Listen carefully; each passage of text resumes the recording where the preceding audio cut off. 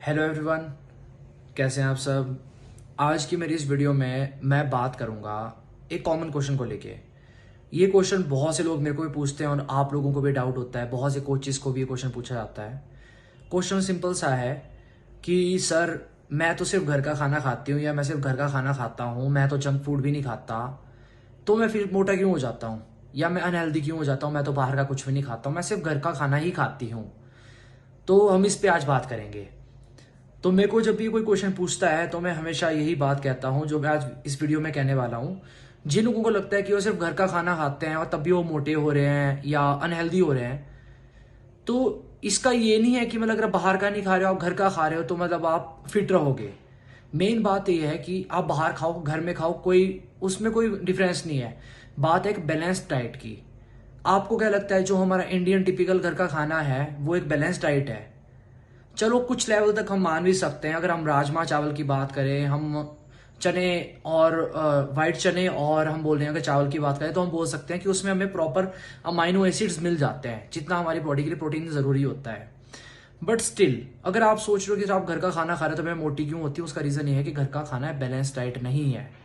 एक balance diet की definition समझें जिसमें हमारे 3 मैक्रोन्यूट्रिएंट्स, कार्बोहाइड्रेट्स, फैट, प्रोटीन और माइक्रोन्यूट्रिएंट्स, विटामिन, मिनरल्स वगैरह हर चीज प्रेजेंट हो, उसको हम एक हेल्दी फूड बोल सकते हैं। इसमें भी आप हेल्दी बैलेंस डाइट में आप सिंपल कार्बोहाइड्रेट्स ज्यादा मत कंज्यूम करो, कॉम्प्लेक्स कार्बोहाइड्रेट्स ज्यादा कंज्यूम करो। जैसे ओट्स आ गए हमारे पास, या होल व्हीट आ गई, ब्राउन राइस आ गई, और भी बहुत सी ऑप्शंस है। इसी के साथ साथ आप प्रोटीन वाली चीजें ऐड करो। अब हमारे बैलेंस डाइट में घर के खाने में सबसे बड़ी दिक्कत है क्या, क्यों बंदा मोटा होता है, उस चीज को समझना है आपने जल्दी से। सबसे पहली बात, हमारे डाइट में मैंने जैसे आपको बताया, आपकी बैलेंस डाइट में कॉम्प्लेक्स कार्बोहाइड्रेट ज्यादा ऐड करो, प्रोटीन वाली चीजें ऐड करो। हमारे घर के खाने में प्रोटीन इतना नहीं होता है जितने हमारी बॉडी की रिक्वायरमेंट है। अगर आप एक्सरसाइज कर रहे हो आपकी रिक्वायरमेंट बढ़ जाती है। डेली हमें अच्छे लेवल पे प्रोटीन खाना चाहिए।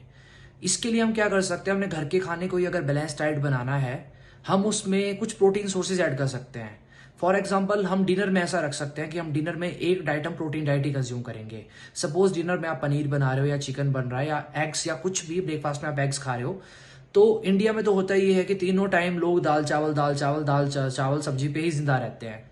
तो वो थोड़ा गलत है। तो हमें उसको बैलेंस डाइट अगर बनाना है तो हमें उसमें पनीर ऐड करना पड़ेगा या कोई भी प्रोटीन का सोर्स आप ऐड कर सकते हो, बट हमें ओवरऑल कैलोरीज का ध्यान फिर से रखना ही पड़ेगा। अगला फैक्टर है फैट्स। हम अपने जो वेजिटेबल ऑयल्स यूज कर रहे हैं और गंदे रिफाइंड डालडा घी, ये सब गंदे फैट्स हैं। आप इनको यूज कर रहे हो, हाइड्रोजिनेटेड फैट्स होते हैं, ये सैचुरेटेड फैट्स हैं, हमारी बॉडी के लिए अच्छे नहीं होते हैं। आप अनसैचुरेटेड फैट यूज करो।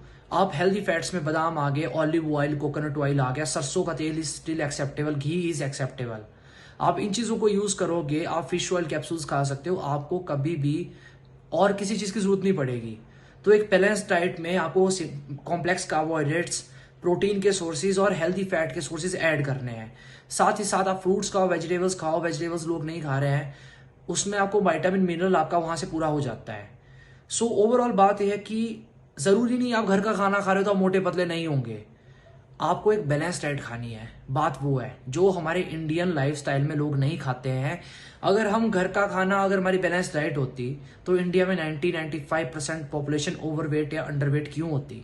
सोचने वाली बात है। तो मैं यही कहूंगा कि आप एक बैलेंस डाइट फॉलो कीजिए। घर का खाना बैलेंस डाइट नहीं है, पर हम उसे एक बैलेंस डाइट बना सकते हैं। So thank you so much guys, have a good day.